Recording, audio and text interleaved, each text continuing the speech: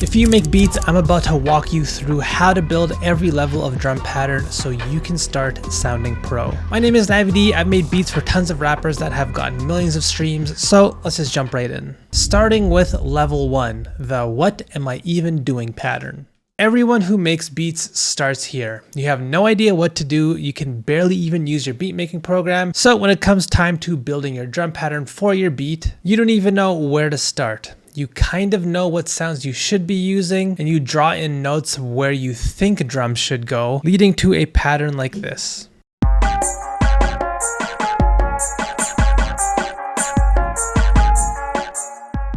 If this is where you're at, don't feel bad, we've all been there, but here's what you need to know. When you're building a drum pattern, you will likely need a hi-hat, a kick, and a snare or a clap. So those are the sounds you need, but a big mistake that I see producers make often is not understanding what these drum sounds are even for. They use them like any other sound, constantly introducing new and different patterns, changing rhythms every few bars, thinking this is helping. Most likely, this is not a good idea, and I'll explain why in the next level of drum pattern, which is the fundamental pattern. When you listen to the drums in a beat, they are meant to help build a constant sense of pacing, one that's predictable. This helps the listener understand what the tempo of the beat is, and it gives the other sounds in your beat a consistent framework to work around. So if you're constantly changing where your snares hit throughout the beat, this might be why your beat feels like a mess. And this is where knowing the fundamental pattern can help. Anytime I make a beat, I almost always use this as a starting point. I put a kick on the 1 and a snare on the 2 and the 4.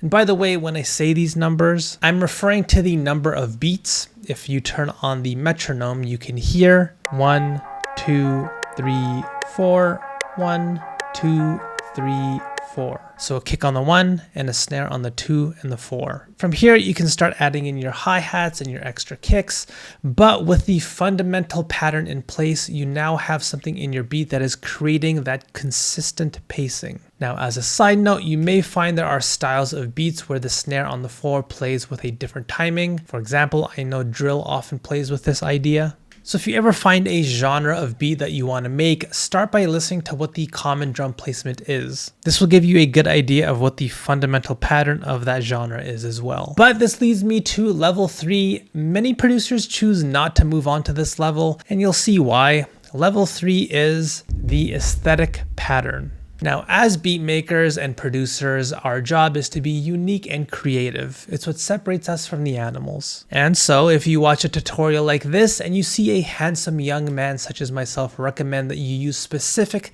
types of drum sounds for specific types of beats, you might not like that. I get comments all the time saying this kind of advice is anti-creative and it's not good to tell people what to do and what kinds of sounds they should be using in their beats. Which is fair. So here's what I'll say. If you want to create a specific style of beat, it can help to know what the commonly used drums are for that style. For example, if I wanted to make a trap beat, using synthetic digital sounding drums that are short and transient is the common aesthetic to build a fitting drum pattern for a trap beat.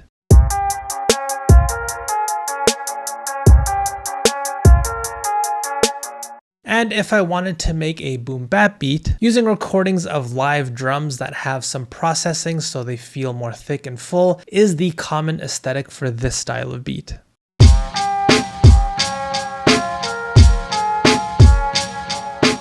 Now, one thing that I noticed is that newer producers will commonly mix sounds from different styles, for example, using boom bap snares with trap hi-hats. And when you do this, it not only changes the aesthetic of the drum pattern, but of the entire beat as a whole.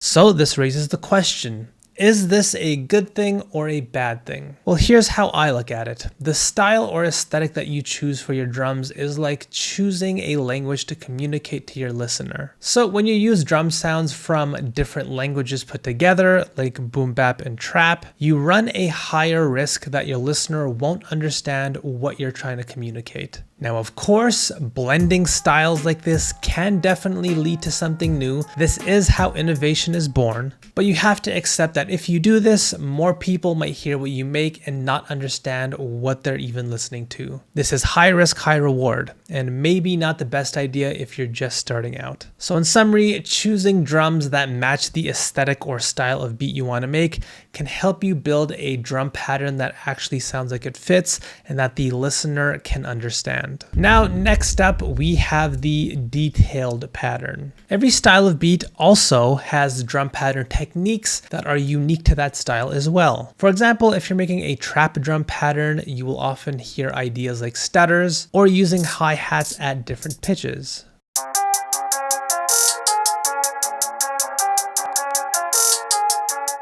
Whereas in a genre like boom bap, it has its own unique drum pattern techniques that you hear, like unquantized sounds being placed off grid and using ghost snares and ghost kicks.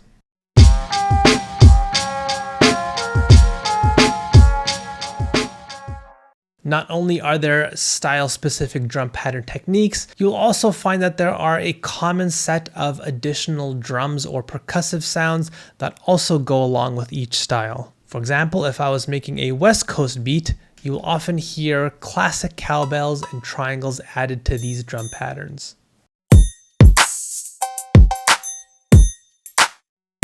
Now, talking about details, there may be times when you make a perfect drum pattern, but the details within your sounds that you've selected make your drum pattern sound off. Often your drums might make your beat sound overly full or too empty.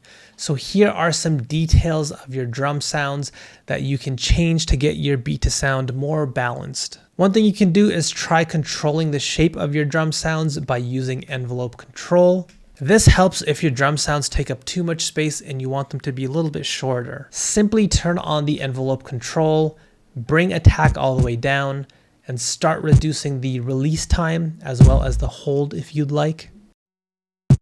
Having said that, in my experience, most producers actually face the opposite problem with their drums, which is that they don't take up enough space in their beat, or they just sound weak. So if that's what you're struggling with, here's what you can do. Try using a transient processor for one. This tool can take the tail end of your drum sound and just extend it, all by turning the release knob up.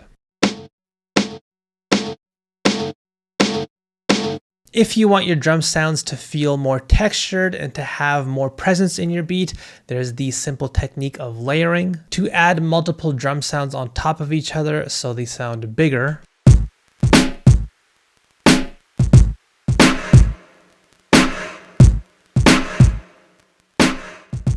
But there are also tools that can help you thicken up your drums in the same way. I recommend saturation and distortion tools for this. What they do is add frequencies into your sounds, getting them to feel bigger. My go-to is Decapitator and using the drum fattener preset here. Here's an example of some generic drums that I found on my computer before using this tool.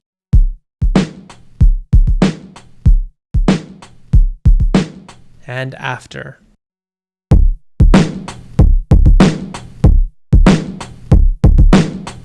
Now I do want to say one quick thing here before we move on to the last level of drum pattern. There are plenty of amazing beats made by legendary producers who will build a drum pattern that is only at a level 3, for example. And I say this so you don't feel pressure to constantly force tons of detail into your drum pattern, thinking you need all of this to make a pro sounding beat. And so finally, this brings us to the last level of drum patterns, the rule breaking pattern. Once you have mastered everything before this level and you're able to add detail and control your drum textures and patterns, this is when you will be able to create your own unique beats by breaking some of these common rules. For example, like I mentioned, putting a kick on the 1 and the snare on the 2 and the 4 is the fundamental pattern that you can follow when you start.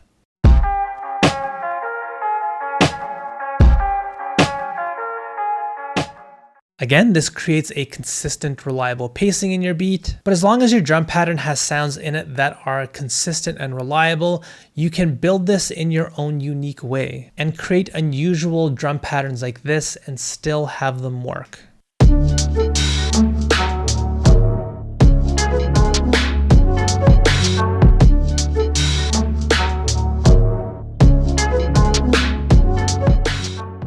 But just like anything in life, you have to work your way up to this level, because if you jump here immediately, it's easy to make a small mistake that you overlook that completely ruins everything and you just won't know why. And so if you want to learn some specific drum patterns that you can use as a starting point for your beats, I do have a full video I made way back when I was young and beautiful. So click that right next to me, but make sure to hit like and subscribe before you go. But yeah, definitely check out this video next to me by clicking on it in 3, 2, 1, click on it.